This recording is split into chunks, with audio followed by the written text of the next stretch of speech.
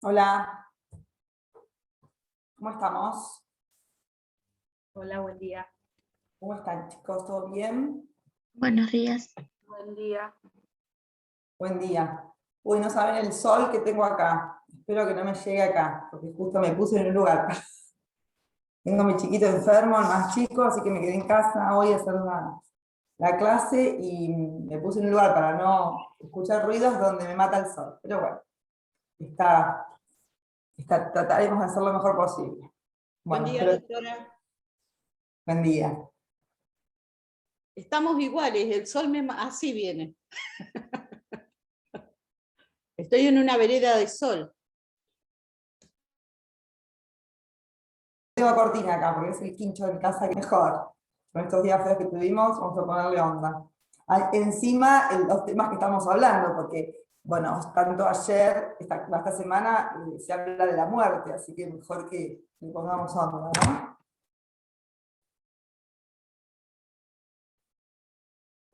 Bueno, creo que estamos todos, ¿no?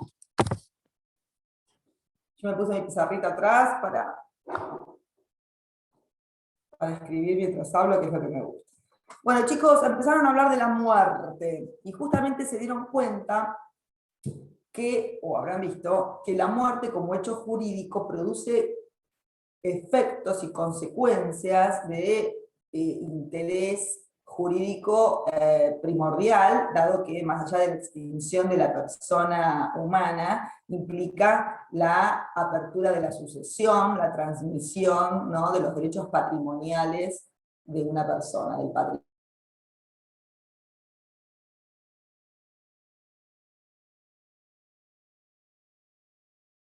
Que es uno de los atributos de acción, de distintos supuestos que pueden darse, y también el derecho se ocupa de ver situaciones en las cuales no hay comprobación efectiva de la muerte, pero la ausencia de una persona puede derivar en la presunción de que esa persona ha fallecido. Bien, sin la ausencia del cadáver, sin la presencia del cadáver, sin la presencia del fallecido para constatar la muerte en forma efectiva, bien, aparece la necesidad de que el derecho regule una situación en la que quizás hay un montón de circunstancias que hacen prever o presumir o deducir que la persona falleció, pero bueno, falta la comprobación efectiva a través del cuerpo. Por eso se regula este instituto, que es el de presunción de fallecimiento.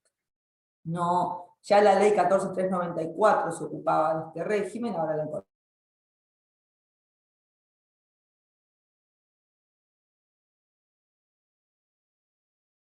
civil, pero la falta de localización de una persona no siempre hace presumir su fallecimiento. Entonces, por eso el derecho regula distintos supuestos de ausencia. Uno, que es el que hace presumir el fallecimiento, y otro que la doctrina denomina simple ausencia. ¿Se me está cortando? ¿Cómo estamos? Otra vez. Yo escucho cortado. Sí, profe, está cortado. Yo también escucho con más. A ver cómo está mi internet acá. Chicos, qué mala suerte que tengo. No sé dónde ponerme, conectada segura, me dice acá. A ver, voy a ver otra vez.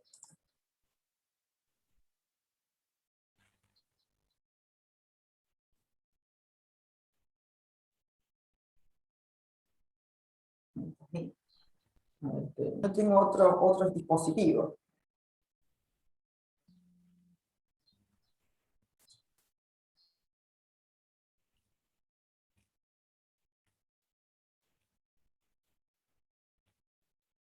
¿Me escuchan? ¿Cómo estamos? ¿O seguimos?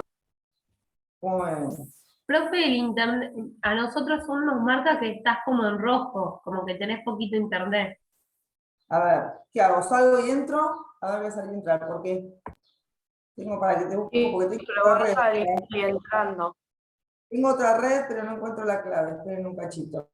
Doctora, Sí. apague el celular suyo y de esa ¿Eh? manera apague el celular suyo y de esa manera no le quita señal. A ver, a ver, a ver. Esa es otra buena. A ver ahí.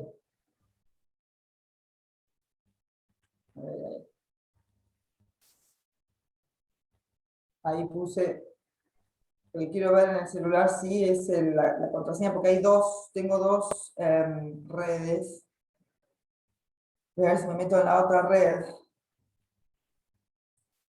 A ver si es mejor. Esperen. Contraseña, tengo 800.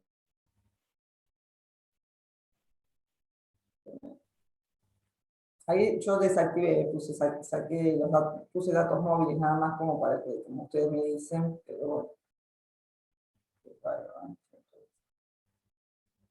Me tiene podrido este tema del internet, del Zoom.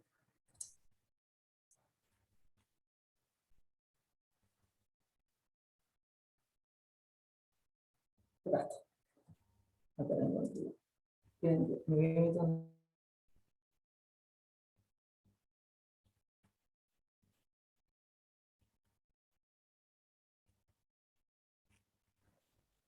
Me parece que tiene.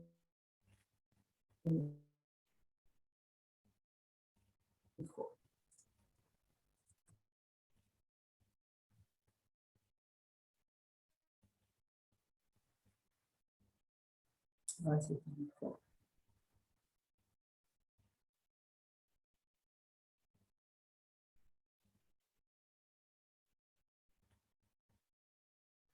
A ver, ahí me parece que está buena esta, ¿eh? ¿Me escuchan cortado? ¿Cómo me escuchan? ¿Bien? Bien. Chicos, ¿bien? ¿Ahí estamos bien? Me cambié Sí, de ahora red. Me cambié de red y me aparece como que tengo todos los, ¿no? Toda completa. ¿Bien? Bueno, seguimos entonces. Les decía que hay un supuesto de ausencia, que una persona no esté, digamos, físicamente presente y se desconozca su paradero, en el cual esa sola circunstancia no amerita una declaración de fallecimiento, pero sí una intervención del derecho para resguardar los bienes de la persona. Es decir, que si una persona se encuentra ausente de su domicilio, no ha dado noticias de su paradero, ni ha dejado ninguna persona apoderada, ni con mandato suficiente para hacerse cargo de los bienes que como todos bienes, como todas cosas, requieren cuidado y conservación, puede intervenir el derecho a los fines de cautelar esos bienes sin que implique esa ausencia una presunción de declaración de fallecimiento. ¿Entienden? Entonces, podemos hablar de dos tipos de ausencia. Dos tipos de ausencia, a ver si queda claro. La ausencia, entonces, puede ser simple o puede, de la ausencia de una persona, derivarse en la presunción de fallecimiento. Bien, vamos a analizar el supuesto de ausencia simple de una persona. Solo está matando. No se ve nada, ¿no? No se ve nada el No se ve pizarrón, nada. profe. Así que no escribo más porque veo. Ahí sí se ve. Ahí sí. Bueno. Ahí sí. Ahí sí. El sol me está matando. No se puede todo, chicos. Un estudio de televisión necesitamos para hacer todo bien. La verdad que lo había dejado anoche preparado. Dije, lo dejo acá apoyadito que queda bien. Y ya me acordé de que el sol me iba a matar. Así que. Bueno, la ausencia entonces puede ser simple o derivarse de ella una declaración de fallecimiento. A partir del artículo 79 a 84 encontramos, ahí tengo un delay, ahí no sé qué está pasando. Encontramos la regulación correspondiente a la declaración de ausencia simple. Fíjense lo que nos dice el código en el artículo 79. Dice que si una persona ha desaparecido de su domicilio sin tenerse noticias de ella y sin haber dejado apoderado, puede designarse un curador a sus bienes si el cuidado de estos lo exige. Bien, la misma regla se debe aplicar si existe apoderado, pero sus poderes son insuficientes o no desempeña convenientemente el mandato. El supuesto de ausencia simple entonces requiere que la persona se ausente de su domicilio sin conocerse su paradero, que haya dejado bienes que requieren cuidado y que no haya dejado una persona encargada para el cuidado de esos bienes. Bien, los haya dejado desprotegidos. Ahora, Esta situación fáctica que debe presentarse habilita entonces a los legitimados a solicitarle al juez la declaración de ausencia. ¿Quiénes creen ustedes que serán los legitimados? Es decir, ¿quiénes son las personas que ustedes creen que pueden pedirle a un juez que proteja los bienes de una persona, que no se conoce su paradero, que no ha dejado a nadie encargado de los bienes? Los hijos y la Familiares. mujer, los familiares. Los padres. Descendientes. Familiares directos. Cónyuges, hijos, padres. Pero cuando ustedes hablan de hijos, padres, familiares, digamos, están enumerando como, están haciendo una enunciación enumerativa. Yo quiero una genérica. Familiares de cuarto grado. Familiares directos. Pero los familiares directos, ¿por qué? ¿Qué creen Familiares ustedes? directos y puede ser Porque, también hablen de algo más genérico. Porque ¿Qué tienen un, Los que tienen, Una son los amiga, un que tienen vecino. un interés a los bienes. Heredero forzoso sería. Los herederos. ahí me lo dijeron. ¿Quién dijo? Heredero Los que forzoso. tienen interés a los bienes. heredero forzoso. ¿Quién fue el que dijo? ¿Quién dijo de ustedes? El que No. tiene interés en los Que bienes. tiene un interés supeditado a esos bienes que han Bien, quedado. Ana. Bien, Ana. El que tiene un interés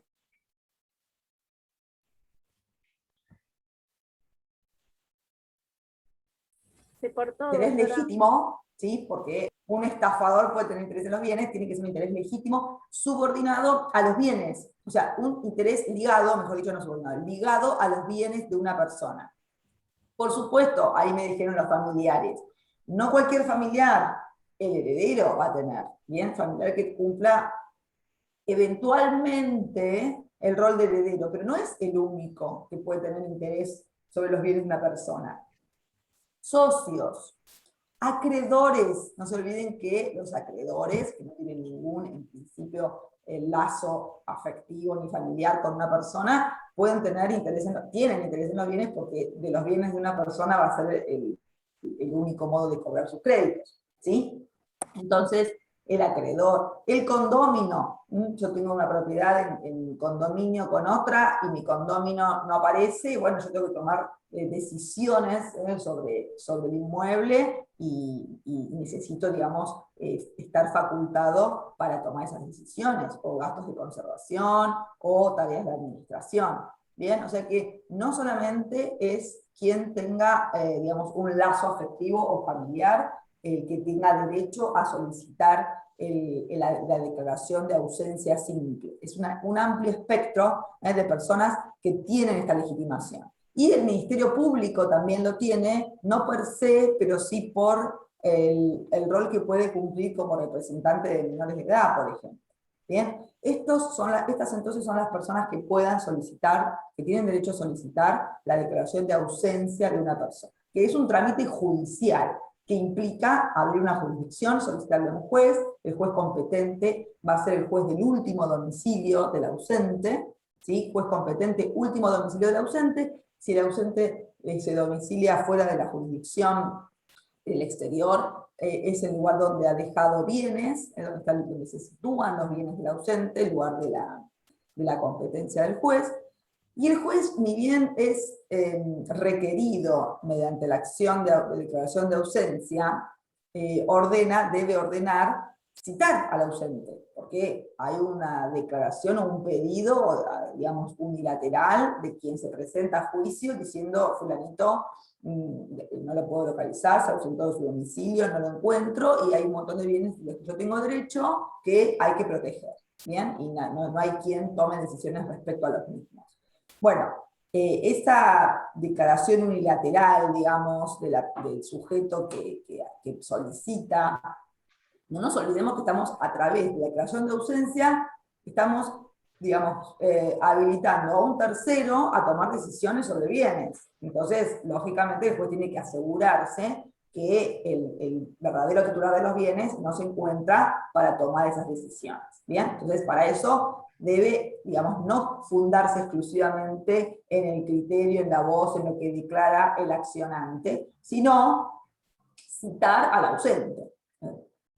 Si está ausente no lo va a poder citar, ¿verdad? Porque ¿dónde lo cita si estamos diciendo que no se lo localiza en el domicilio? Bueno, la primera medida del juez es verificar que se lo cita en su domicilio y que no se encuentra en su domicilio y que no hay, digamos, rastros de su paradero, ¿bien?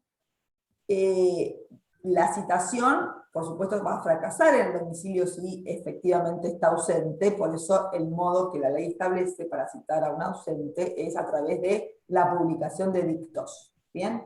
Los edictos son, digamos, son publicaciones o noticias o pedidos, digamos, que se hacen a través del boletín oficial, y también el boletín oficial que lo provee el Estado, y también los diarios de mayor circulación. El edicto tiene que ser publicado tanto en el boletín oficial como en el diario de mayor circulación, como una especie de, digamos, en todos los diarios, ustedes los leen, aparecen edictos judiciales donde exclusivamente los jueces allí hacen anuncios de diversos tipos.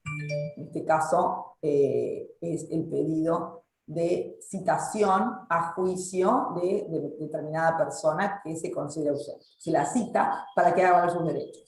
Si por supuesto aparece el ausente en el juicio, toma conocimiento de ese juicio y se presenta, cesa el proceso. Ya no tiene más sentido continuar el proceso porque apareció la persona que en principio es la única legitimada para hacerse cargo de sus bienes. Ahora, si el ausente no aparece, hace valer sus derechos, se le va a dar intervención al defensor oficial.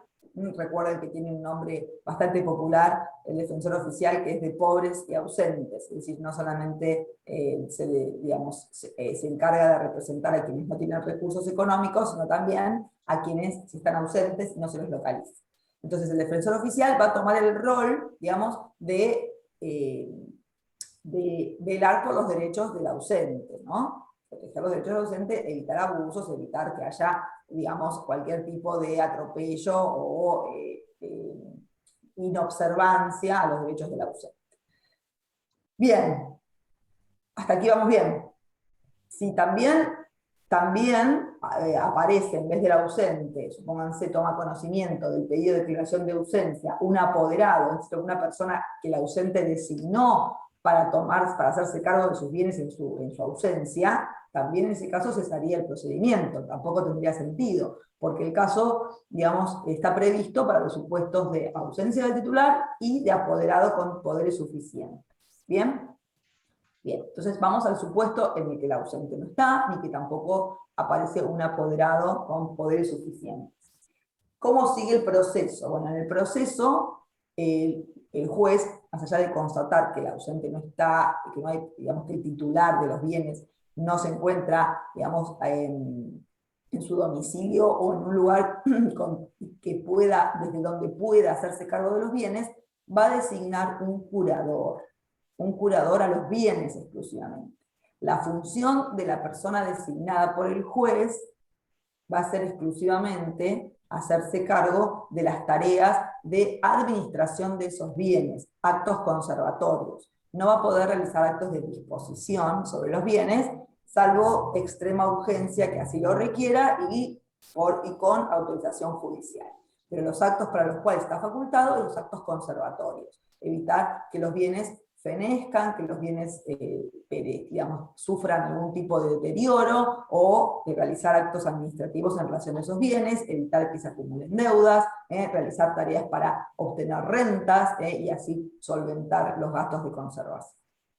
Bien, la persona elegida para ejercer esta curatela de bienes va a ser, digamos, van a seguirse los mismos parámetros que para la designación de curadores y tutores en cuanto a la persona que al juez le brinde mayor idoneidad. Bien, si no hay dentro de los familiares cercanos al ausente personas que demuestren tener la idoneidad suficiente para el cargo, ese cargo va a ser ejercido por un abogado de la matrícula. Nosotros los abogados estamos matriculados en el Colegio Público de Abogados y tenemos dentro de nuestras funciones sociales el deber de aceptar ciertas tareas que se nos asignan obligatoriamente, como por ejemplo la asistencia de personas sin recursos cuando se nos designa para eso, o como en este caso, un llamado judicial para asumir el rol de curador de los bienes. ¿Bien? No es que sea una obligación que que lleve a consecuencias, digamos, penales, pero sí afecta tenemos que fundamentar esa tal causa fundada por el cual no se acepta el cargo, no se aceptaría ese cargo. Bien, de todas formas, en este caso sería una tarea que eventualmente generaría honorarios porque hay bienes que pueden llegar a solventarlos, es decir, no sería una labor gratuita nuestra, sino que eventualmente al final del proceso podría obtenerse una regulación de honorarios y bienes sobre los cuales cobrar. Esta función del curador tiene un periodo, digamos, en el tiempo de agotamiento, ¿no? Porque puede ocurrir, en primer lugar, que aparezca el ausente, es decir, que el domicilio donde se encuentre aparezca, tome intervención en el caso y ahí cesa inmediatamente la curatela, o bien que designe un representante dentro de sus facultades, dentro de sus derechos, de su libertad, es designar al mandatario, que él considera de su confianza y remover de este modo al curador oficial, al curador designado por el juez. Este sería otro supuesto. Y también el tercer supuesto sería el caso del fallecimiento, es decir, la comprobación del fallecimiento de la persona o de la eventual declaración de fallecimiento presunto. Bien, en estos casos ya estaríamos ante un supuesto diferente, ya el caso de ausencia dejaría de tener sentido porque aparecería otro factor que hará a la transmisión de los bienes en el supuesto caso que se determine el fallecimiento de la persona.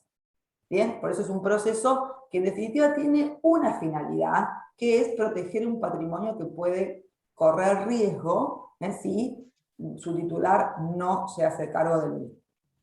Bien, este es el supuesto entonces legal en el que actúa la ley regulando las posibles consecuencias de una ausencia. Pero la ausencia no de una persona, la falta de noticias de una persona, quizás se prolongue demasiado en el tiempo, de modo tal que haga presumir ya una situación más gravosa, que podría ser la muerte de la persona. Bien, la muerte, como les decía, no estaría comprobada, no estaría asegurada, porque en ese supuesto ya vieron en la clase anterior los modos de comprobación y la innecesaria, en principio, intervención de la justicia para determinar la muerte de una persona, salvo que sea muerte violenta. No es necesario que intervenga la justicia en ningún índole, es el médico el que determina el cese definitivo de las funciones encefálicas de una persona a través del otorgamiento del certificado. Pero la ausencia de la persona, quizás en situaciones determinadas, concretas, puede hacer presumir el fallecimiento, pero carecemos de la posibilidad de comprobación. En este único caso es donde la justicia tiene que determinar esta situación y declarar el posible fallecimiento de una persona. Bien, les decía entonces que hay diferentes supuestos que tenemos que tener en cuenta para que, anda todo mal, para que una persona sea considerada, esta es una un trabajo por acá, para que tenga algo más idóneo para borrar esto. No hay nada. Me falló el borrador, chicos. O es muy fuerte la línea. No, porque me tengo que señalar distintos casos, quería hacerlo más. Bueno. Vamos a ver los distintos casos que pueden darse.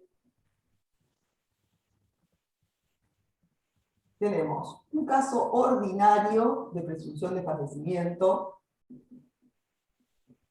y otro extraordinario,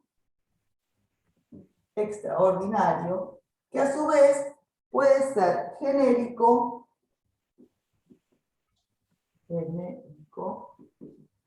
o específico. Bien, entonces, los casos de presunción de fallecimiento pueden ser, hay casos ordinarios, hay casos extraordinarios, y dentro de los casos extraordinarios tenemos casos genéricos o específicos. Bueno, vamos a ver qué nos dice la ley al respecto a partir del artículo 85. La ausencia de una persona de su domicilio sin que se tenga noticias de ella por el término de 3 años causa la presunción de fallecimiento, aunque haya dejado apoderado. Este plazo debe contarse desde la última noticia de la ausencia. Artículo 85, entonces, caso ordinario, que nos dice que hay que analizar diferentes factores a la hora de determinar la posibilidad de que el fallecimiento de una persona ya pueda ser presumido. Primero, antes de comenzar a analizar los factores, ¿quiénes creen ustedes aquí que van a ser los legitimados para iniciar la acción de declaración de fallecimiento presunto? Recuerden que en el caso de ausencia era toda persona con interés legítimo a los bienes del ausente. En este caso, ¿qué creen ustedes que serían los legitimados? Los que tienen un interés subordinado a la muerte. Muy bien, un interés legítimo subordinado a la muerte. Aquí sí, tenemos que hablar de herederos. No vamos a hablar de los acreedores no necesitan que una persona sea declarada fallecida para ejercer sus derechos. ¿Bien? Entonces el acreedor no va a ser, tampoco va a ser el socio, tampoco va a ser el condómino, no necesita la declaración de muerte de una persona para valer sus derechos. ¿Bien? Va a ser el heredero, que por supuesto al heredero le nacen derechos a partir del fallecimiento de una persona. Hay herederos testamentarios y herederos forzosos, no solamente porque cuando hablamos de herederos forzosos siempre sabemos que son los familiares, herederos testamentarios, herederos forzosos. Pero también puede ser el beneficiario de un seguro de vida, que no tenga ningún tipo de ligamen, digamos, familiar con el ausente o presuntamente fallecido, pero sí tiene un derecho subordinado a la declaración de fallecimiento, porque si fallece, se hace beneficiario del seguro. Entonces, hay que determinar qué interés legítimo puede demostrar el legitimado, el quien ejerza la acción, para solicitar la declaración de fallecimiento presunto. ¿Bien? Entonces, también en este procedimiento hay que ver qué es lo que debe demostrar el legitimado para que se lleve a cabo el proceso.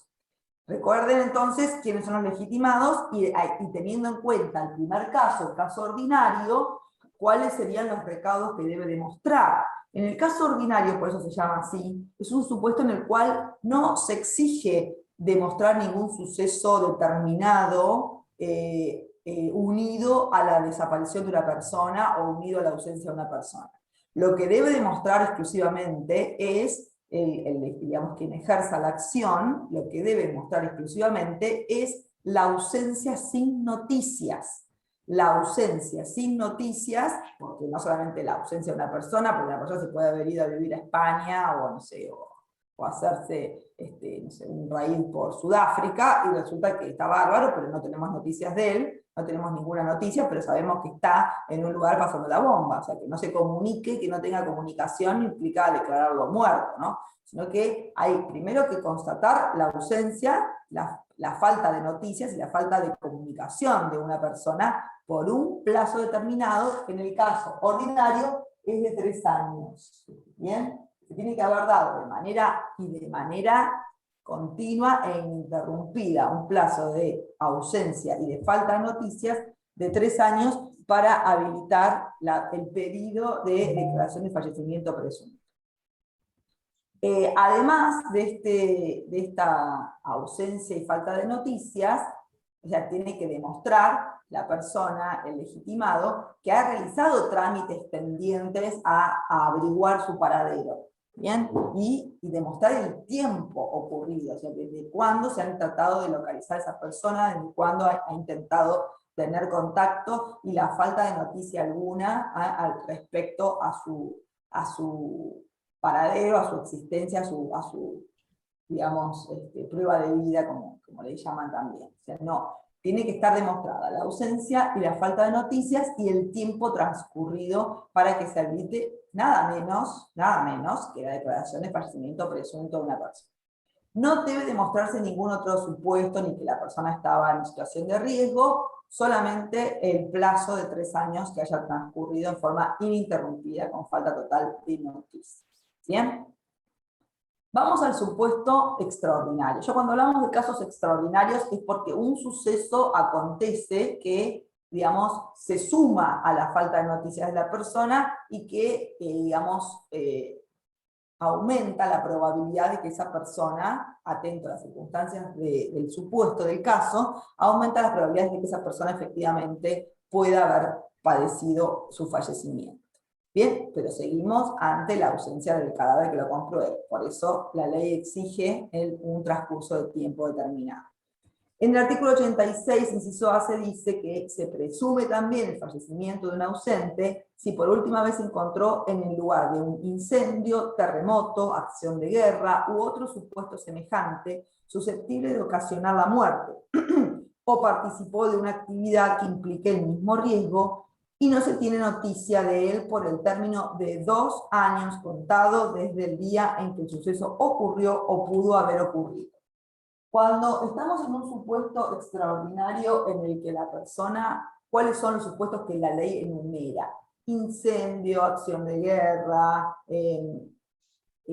bueno, terremoto, y no es una enumeración taxativa, sino que puede sumarse cualquier otro acontecimiento riesgoso, como una inundación, bien, no sé, tsunami, quizás no solamente de la naturaleza, sino también una acción de guerra o un atentado, bien. Sí, lo importante es que se demuestre un acontecimiento fuera de lo común, pero que además de fuera de lo común, genere riesgo de vida, ¿bien? Y se demuestre que la persona estuvo presente durante ese acontecimiento o ese suceso. Si se demuestra que la persona estuvo presente y que ocurrió un suceso de envergadura, de riesgo, que pudo haber llevado a la persona a su muerte, en ese caso el plazo se reduce considerablemente a 2 años. Es decir, hay que demostrar que hace 2 años, no 3, no se tiene noticia alguna de la persona que estuvo en una situación de riesgo, ya sea un terremoto, ya sea una acción de guerra, ya sea un atentado, ya sea cualquier figura de índole peligrosa. Alud, la luz de la montaña y una luz o lo que fuera, que se pueda demostrar que hay riesgo de vida. Decime. Sí, dijo 2 años o 3. ¿Cómo es? ¿2 años? 2 años, no 3. 3 en el extraordinario. 2 años en el supuesto extraordinario genérico. Es decir, ¿por qué Había genérico? entendido o 3. O 3, entonces llamó la atención. No 3 como en el anterior. Se reduce el plazo, se reduce 1 año el plazo para contar. ¿Desde cuándo se cuenta? No desde la última noticia que se tuvo. En el caso ordinario se cuenta el plazo desde la última noticia que se tuvo del ausente. Y los 2 años, en el caso extraordinario genérico, se cuentan desde el suceso. Desde el suceso, desde la ocurrencia del suceso, donde fue el atentado, cuándo fue el terremoto, cuándo fue la inundación, cuándo fue el acontecimiento que puede hacer presumir que una persona no lo puede tolerar. Sí. Este sí era genérico, ¿no? ¿Dijiste? Sí. Se Joya. llama genérico porque los supuestos pueden ser variados. Pueden ser variados, de hecho, la enumeración que hace el artículo 86, inciso A, no es taxativa. Bien, hay sucesos, porque la misma ley lo dice, sucesos semejantes, es decir, que también puede, digamos, ocurrir cualquier acontecimiento. Se decía, pensaba en un atentado, ya esos loquitos que van a Estados Unidos y empiezan a disparar, o sea, situaciones en las que la persona que de haber estado allí pudo no haber sobrevivido al suceso. ¿Bien? El último de los casos ya es un caso extraordinario, pero específico, concreto, determinado. ¿Y saben cuál es? Que la persona haya estado en una nave o aeronave perdida o hundida. El caso está en el inciso B del artículo 86, o sea, que es el inciso A, 86, inciso B. ¿Y qué nos dice el 86, inciso B? Se presume también el fallecimiento de un ausente si encontrándose en un buque o aeronave naufragados o perdidos, no se tuviese noticia de su existencia por el término de 6 meses desde el día en que el suceso ocurrió o pudo haber ocurrido. En este caso puede ser el del submarino San Juan. Del Ara San Juan. Sí, lo que pasa es que en el Ara San Juan en realidad después apareció.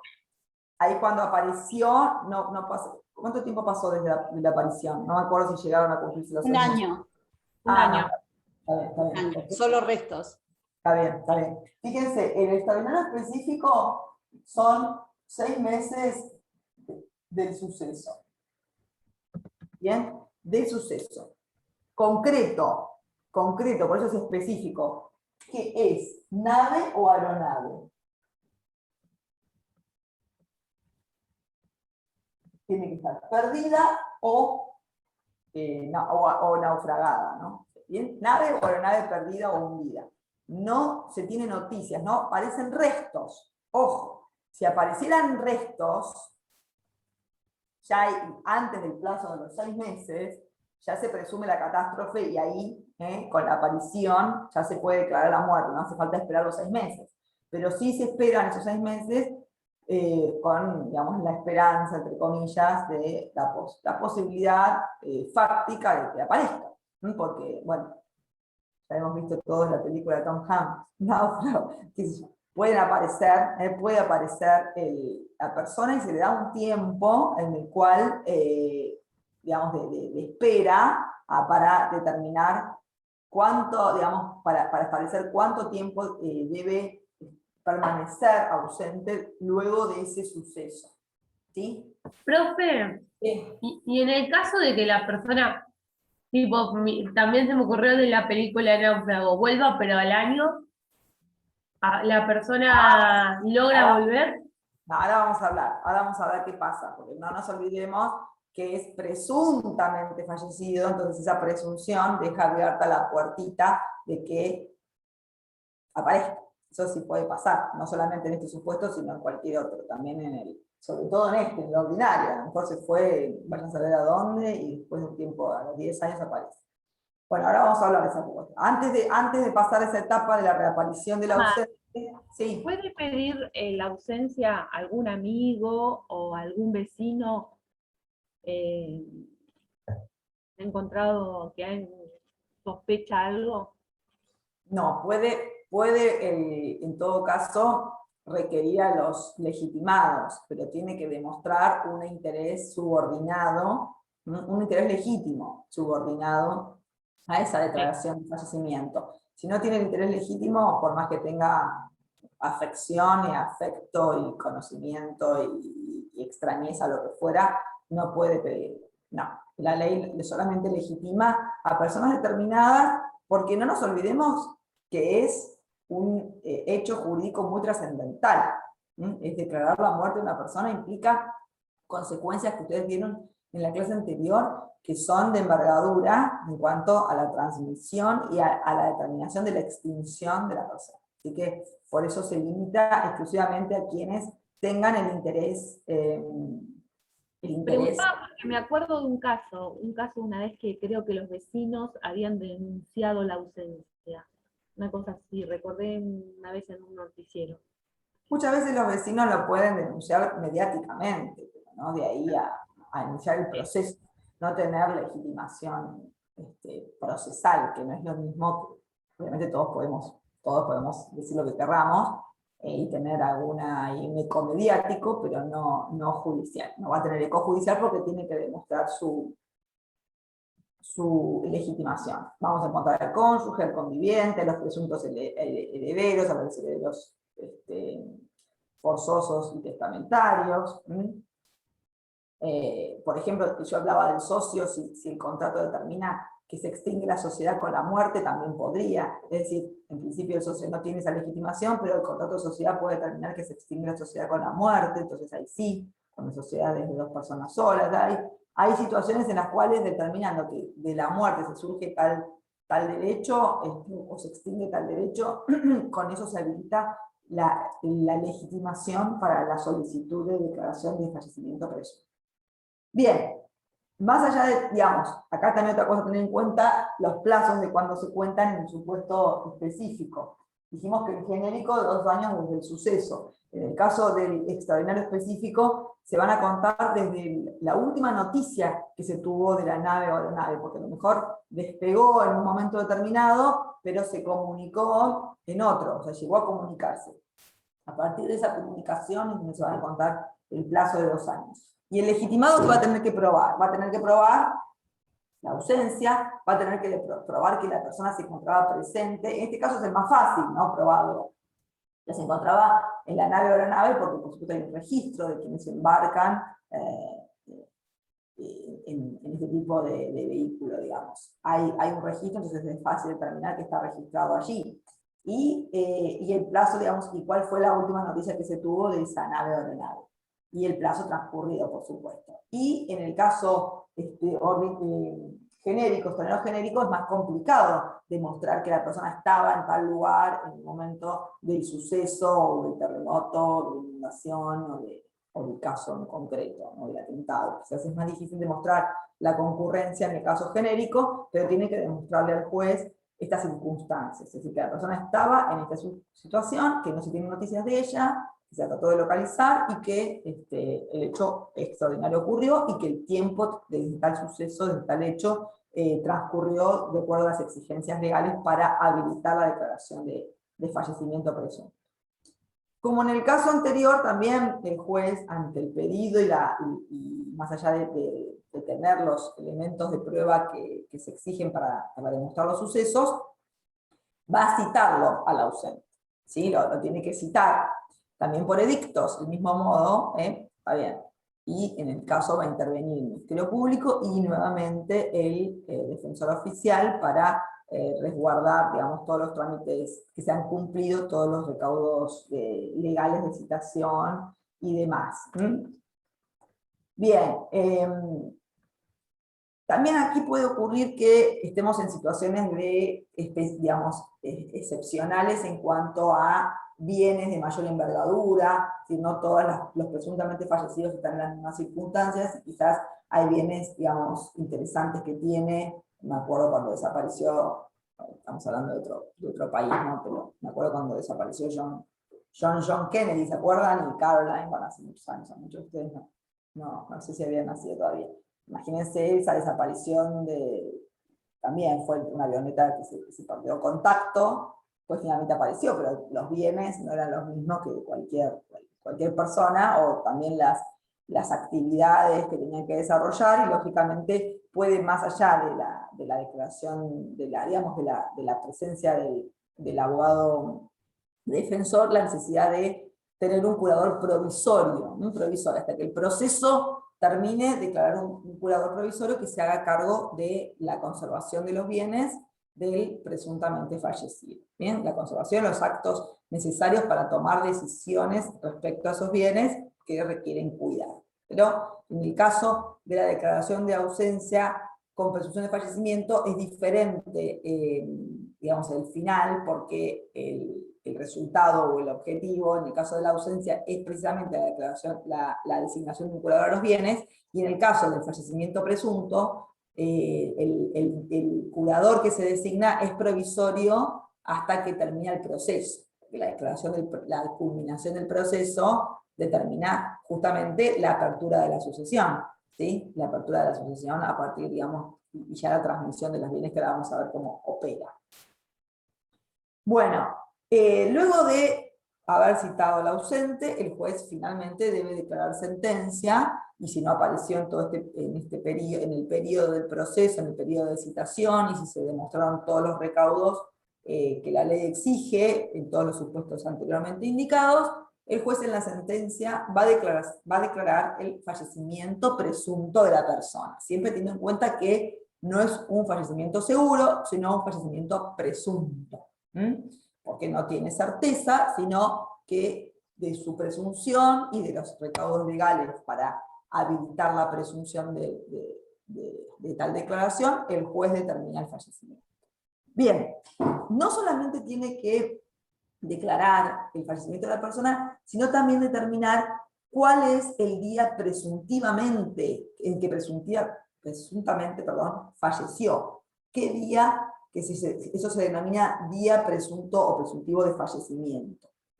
Es importante que se determine cuál es el día que presuntamente falleció, porque hay que ver quiénes son entonces los herederos a partir de ese día. El día de presunto fallecimiento de una persona implica la apertura de la sucesión, y a ese día tienen que estar determinados los herederos, bien, al día presuntivo de fallecimiento. Si aparecen con posterioridad, supuestos herederos no serían llamados a beneficiarse de los bienes.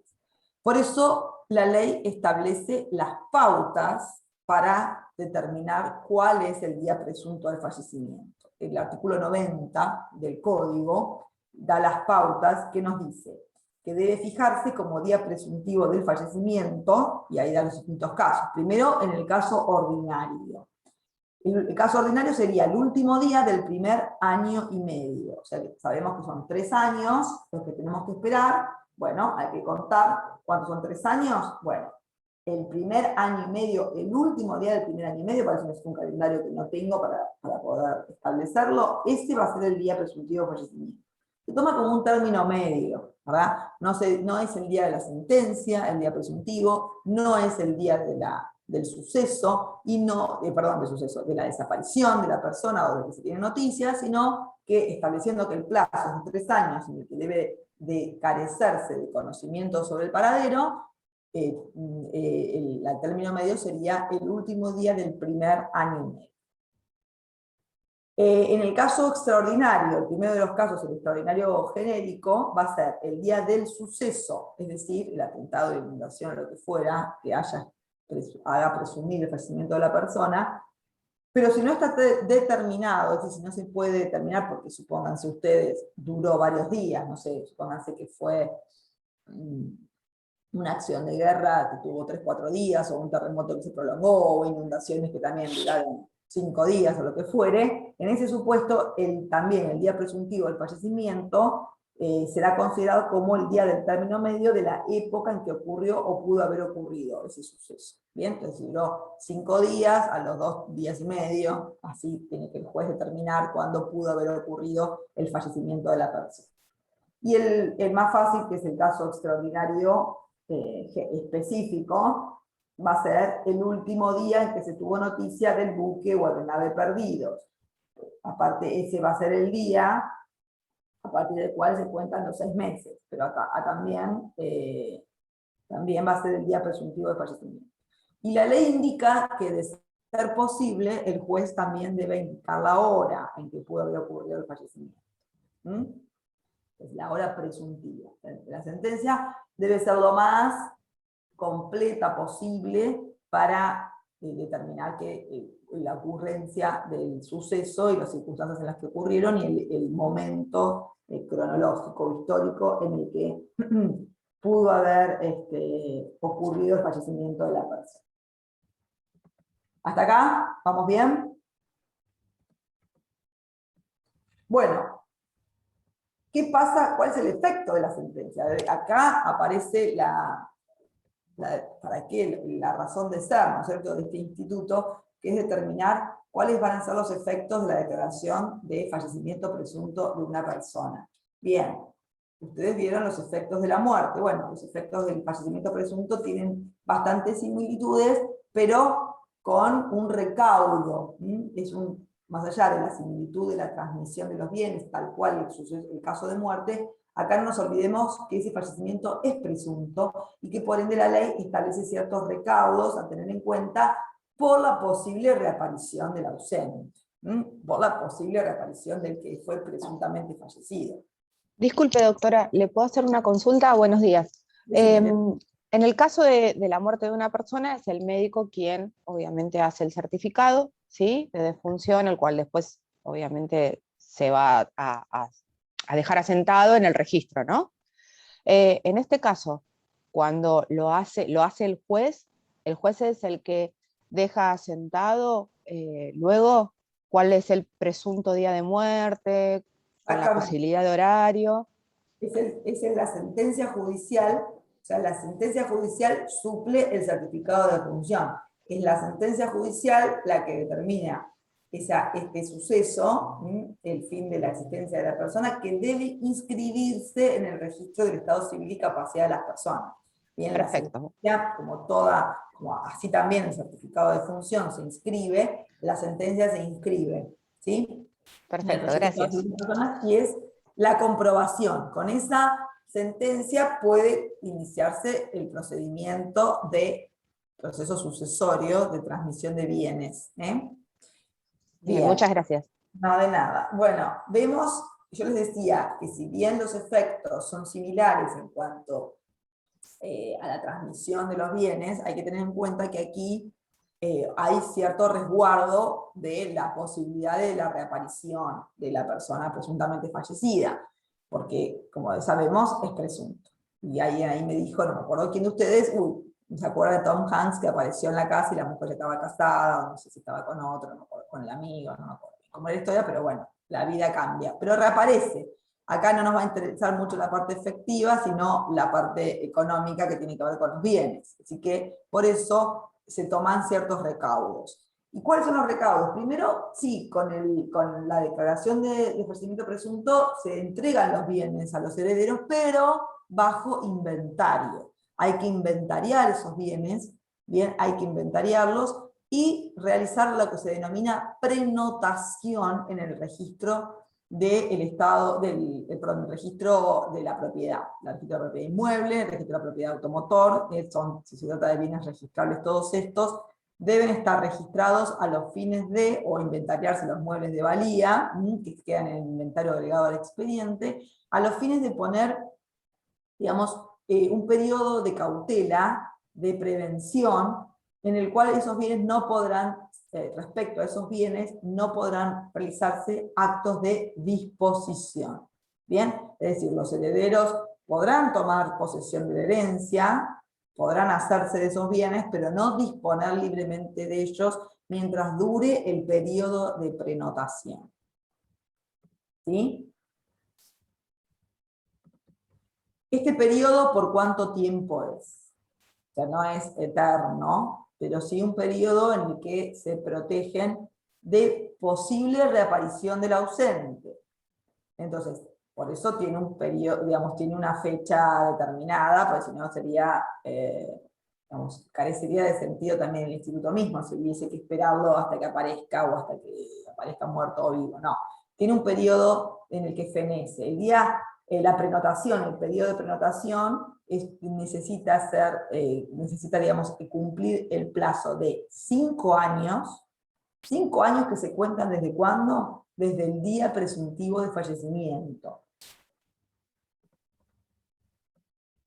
Es decir, por eso tiene también importancia determinar el día presuntivo de fallecimiento de la sentencia. Tiene importancia para determinar. Sí. ¿Qué artículo es? ¿Qué artículo es? El 90, 91. 92, ¿no es? A ver, para que no tengo acá el código. Tengo anotados los artículos, pero ese justo. Creo que es 92. 92. Están ahí. El 92 y el 91. Están ahí. Día presuntivo de fallecimiento, 5 años. Se cuenta el periodo de prenotación. O también puede reducirse este periodo, puede reducirse a menos tiempo, si se cuenta desde que nació el presuntamente fallecido, 80 años. Es decir, si el presuntamente fallecido hubiese cumplido 80 años antes del vencimiento del periodo de prenotación, también ese periodo acorta el de 5 años. ¿Comprenden? Porque también hay... Sí. O sea que si yo tengo que esperar 3 años en un caso ordinario, tengo que esperar 5 más. Desde el día presuntivo de fallecimiento. Esperar a los fines de realizar actos de disposición sobre los bienes. Sí, en este caso. Son 3 años para solicitar la apertura del proceso. ¿Bien? Más los 5. Desde el día presuntivo de fallecimiento, no 5 más, sino serían 8. Porque vos acordate que ya tenés 3, donde el juez en la sentencia fijó qué día presuntivo de fallecimiento era. 3 y medio sería. No, sí, a veces no queda mucho más, a veces el proceso dura más tiempo, a veces el proceso lleva 5 años, entre que se lo cita por edictos o entre que las partes lo activan, a veces no es un procedimiento que es activado, digamos que actúa el juez de oficio, sino que las partes, como es un proceso dispositivo, a instancia de parte, a veces no lo mueven, digamos, con demasiada celeridad, y bueno, se puede llegar a, digamos, haber cumplido el plazo juntamente con la sentencia. No tiene que ver la sentencia, tiene que ver el día presuntivo de fallecimiento. Ahí, 5 años para cautelar esos bienes que no tengan actos de disposición sobre ellos, es decir, que no los vendan, o que no realicen o cesiones, o hipotecas, o cualquier acto que ponga en juego la esencia de los bienes. Si pueden realizar actos de conservación, si los pueden alquilar, si los pueden utilizar, es decir, tienen el uso y goce, pueden vivir en ellos, pueden vivir en la casa, no que la tengan que tener cerrada, pueden alquilar, pueden prestarlo, de poner gente, pero actos de conservación, todos, pero no actos de disposición. Se mantiene el acto, digamos, estos actos reservados al cumplimiento del periodo de prenotación. 5 años del día presuntivo de fallecimiento u 80 desde el nacimiento del presuntamente fallecido. 80 años, ¿por qué se fija esta fecha? Porque, bueno, se entiende que es el periodo de vida, digamos, normal de una persona. O sea, si ya se cumplió los 80, quizás, digamos, esté en edad de haber fallecido. Entonces, no, quizás se cumple con la anterioridad. ¿Sí? Fíjense que es un modo de prever la posible aparición o reaparición. Reaparición que puede darse, y ahí tenemos a partir del artículo 94 acá, los efectos de la reaparición del ausente. Si entregados los bienes se presenta el ausente o se tiene noticia cierta de su existencia, esta es otra cuestión también, ¿no? Que aparece, sabemos, aunque no aparezca saber sus derechos, sabemos que sí está. Queda sin efecto la declaración de fallecimiento, queda sin efecto, ese proceso queda sin efecto completamente, y se procede a la devolución de aquellos a petición del interesado. ¿Bien? Y lógicamente, el proceso ya carece de total sentido en el supuesto de que aparezca la persona, pero también hay que ver qué pasa con la aparición, porque sabemos que el periodo de prenotación justamente está a los fines de cautelar, de proteger una posible equivocación respecto al fallecimiento declarado, y lógicamente el titular de esos bienes tiene derecho a hacerse de los mismos y disponer sobre ellos. Y no habría problema si esta aparición ocurrió durante el periodo de prenotación.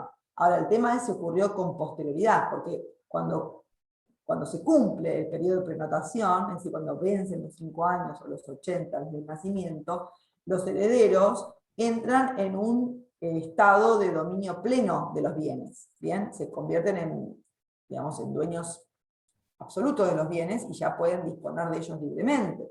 Pero también puede ocurrir que el ausente reaparezca con posterioridad, ¿no? al vencimiento de este periodo de prenotación. Puede ocurrir, la ley prevé que sí, que ocurra, y es un suceso de la naturaleza, o sea, no estaba, digamos, en los planes de los herederos, pero aparece. En este caso, ¿qué pasa? ¿Cómo se reintegran los bienes? ¿Se tienen que reintegrar? ¿Si ya entraron en estado de dominio pleno? Sí, se tienen que reintegrar. Pero se tienen que reintegrar, ¿cuáles? Los bienes que quedan. Los bienes que quedan. Porque si se vendieron, los que se vendieron, no tiene derecho el que estuvo ausente a pedir la entrega del dinero. Sí, si hay, por ejemplo, si hay alguna venta efectuada a plazo, con un saldo pendiente, digamos, del precio, bueno, en ese caso sí, no llegó a cobrar el precio del heredero, en ese caso sí, lo va a adquirir el presuntamente fallecido que reapareció. También en el supuesto de que con esa venta se haya comprado otra cosa. Si se compró otra cosa, digamos, hay una demostrada la sustitución de un bien por otro, también puede quedarse con el bien que se adquirió en sustitución. Ustedes saben que el dinero no tiene nombre, y lógicamente no siempre va a poder demostrar el presuntamente fallecido que el dinero que tiene el heredero fue digamos, producto de la venta de los bienes que eran de él. Así que bueno, va a poder recuperar el patrimonio en el estado en que se encuentre con posterioridad, digamos, al vencimiento del periodo de prenotación y hacerse de los bienes que hayan sustituido bienes que eran de él, pero siempre que sea demostrable que fue producto de una sustitución. Y después también hay que tener en cuenta qué pasa con los frutos que producen los bienes, porque yo les decía anteriormente que el heredero, si bien no tiene el dominio pleno, puede utilizar, tiene el uso y goce, es decir, lo puede utilizar y a su vez puede alquilarlo, quizás alquilarlo y obtener un provecho, digamos, que es la renta, o sea, los frutos de las cosas, de la cosa, de los bienes que eran del presuntamente fallecido. En ese caso se aplican las reglas de la posesión de buena o mala fe. Aquí hay que determinar si había buena o mala fe de quien obtuvo esos frutos a los fines de determinar si los debe restituir o no. El poseedor de buena fe siempre hace suyo los frutos, es decir, los frutos de la cosa se pasan al patrimonio del heredero, del presuntamente heredero, o el heredero presunto porque no había fallecido, pero si era de mala fe, si se comprueba mala fe, si se comprueba que que el proceso fue un artilugio legal, digamos, en el que se falsearon datos a los fines de hacer ver que una persona había fallecido y no había fallecido, en ese supuesto deberá restituir los frutos percibidos indebidamente. Bien, los tiene que restituir y bueno, tendrá una acción legal la persona que el presuntamente fallecido que reapareció tenía la acción legal para exigir la devolución de esos bienes. Disculpe, Sí. es difícil determinar, creo, ¿no? Es medio difícil determinar la buena o mala fe. Es decir, excepto si hay una verificación de documento. La buena fe se presume y la mala fe siempre es susceptible de ser demostrada, debe ser demostrada y el juez debe probarse que se actuó de mala fe. En este caso la prueba está a cargo de la ausente que reapareció, ¿no? Debe probar que se utilizó la maquinaria judicial para inventar un fallecimiento que no era tal, o para engañar a la justicia respecto al destino de una persona y para obtener provecho. Digamos, sí, es difícil la prueba, pero si se puede probar, está por lo menos previsto que se resarzan los perjuicios, ¿no? Se resarzan los perjuicios y deberá, en todo caso, compensar, devolver los bienes que ya estaban, digamos, tiene que devolver los bienes más los frutos percibidos indebidamente y más los daños y perjuicios que demuestre siempre la persona que reapareció, ¿sí?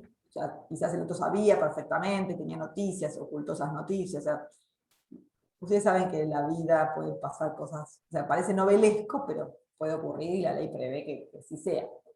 Ahora, ¿qué pasa con los efectos personales? ¿Qué pasa con los efectos en cuanto a la persona, en cuanto al Estado? Porque la ley anterior, la ley 14.394, antes de la modificación del Código Civil, establecía que el fallecimiento presunto, la declaración de fallecimiento presunto, producía no la extinción del vínculo conyugal, si no había extinción del vínculo, no convertía en viuda o viudo al cónyuge, pero sí le daba aptitud nupcial.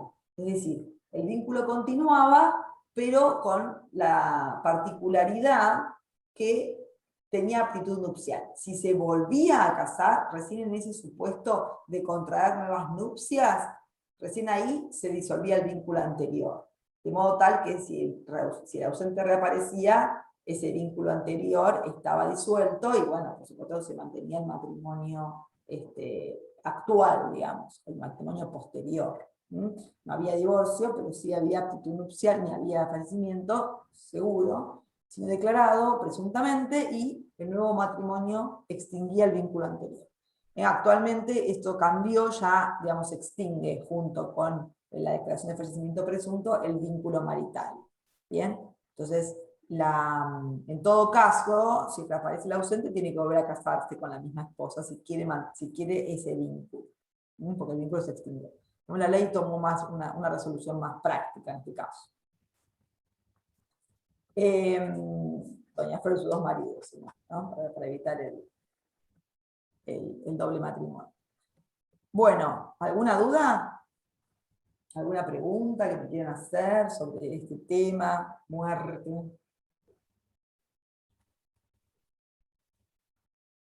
Bueno, ahí ustedes saben que nosotros hemos transcurrido en nuestra historia política por triste y doloroso proceso de dictadura militar que llevó a la existencia de personas desaparecidas, que en realidad tienen una contemplación especial porque fallecieron en circunstancias diferentes, ¿no? Que de forma forzada, ¿no? Entonces la desaparición forzada de personas, cuando esto se ha comprobado, digamos, que han estado dentro de la fecha en que ocurrió la desaparición, que fue hasta la restauración de la democracia, el 10 de diciembre de 1983, en ese caso la sentencia puede determinar, la sentencia de presunto fallecimiento, que se trata de una desaparición forzada. Digamos, esta connotación específica de la sentencia, ustedes saben, lleva a la posibilidad de obtener, digamos, un reconocimiento diferente en cuanto a derechos o privilegios que se han dado para los herederos de tener indemnizaciones que correspondían a las víctimas en todo caso, ¿no? Tienen que pasarse por el mismo periodo, porque ya imagínense que después pasaron muchísimos años, así que ya de la restauración de la democracia, así que los periodos de ausencia están más que justificados, pero sí que la desaparición ocurrió dentro hasta el 10 de diciembre de 1983 y se habilita que esa declaración de fallecimiento presunto vaya acompañada de la consigna de que fue de manera forzada. Bueno, creo que eso es el único detalle que me faltó decir, y bueno, no creo que les generen mucho más inconvenientes este tema, no es muy complejo, sin tener en cuenta que son diferentes casos en los que puede habilitarse el procedimiento. Bueno, chicos, si no hay más preguntas, terminamos por hoy. ¿Bien? Gracias.